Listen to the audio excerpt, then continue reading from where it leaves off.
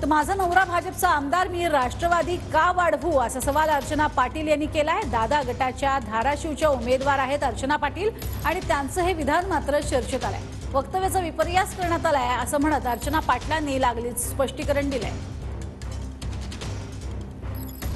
बार्शीत तर पाहिले तर तसं राष्ट्रवादी गट अजित पवारांचं कुठलंही नेतृत्व फारसं दिसत नाही। मग फक्त राजेंद्र राऊत आमदार आहेत, त्यांचंच एक इथं गट आहे। मग तुम्ही तुमचं राष्ट्रवादीचं वर्चस्व इथं वाढवणार आहात का, कसं करणार? मी कशाला वाढवू, म्हणजे मला काय कळतच नाहीये। मी महायुतीची उमेदवार आहे। मी महायुतीला उमेदवारी मोदी साहेबांना पंतप्रधान करण्यासाठी 400 पार जाण्यासाठी आहे आणि राजेंद्र राऊत साहेब महायुतीचे घटक आहेत।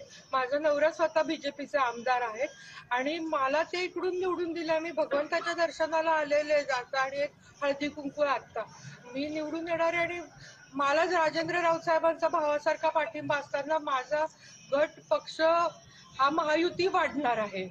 महायुतीचे तिन्ही पक्ष शिवसेना, एकनाथ शिंदे गट, राष्ट्रवादी अजित पवार गट आणि भाजपची मी उमेदवार आहे आणि या तिन्ही पक्षांचं एकच लक्ष आहे की मोदी साहेबांना पंतप्रधान करण्याचं।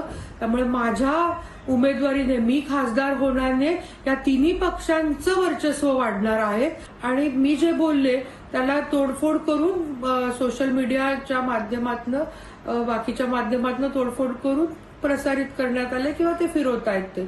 आणि राजाभाऊ राऊतांसारखे भावासारखे एक खंबीर नेतृत्व तिथले आमदार बार्शीमध्ये जेव्हा माझ्या उमेदवारीच्या पाठीशी आहेत तेव्हा तिथं मला ते निवडून देतील हेच मी तिथं बोललेले होते।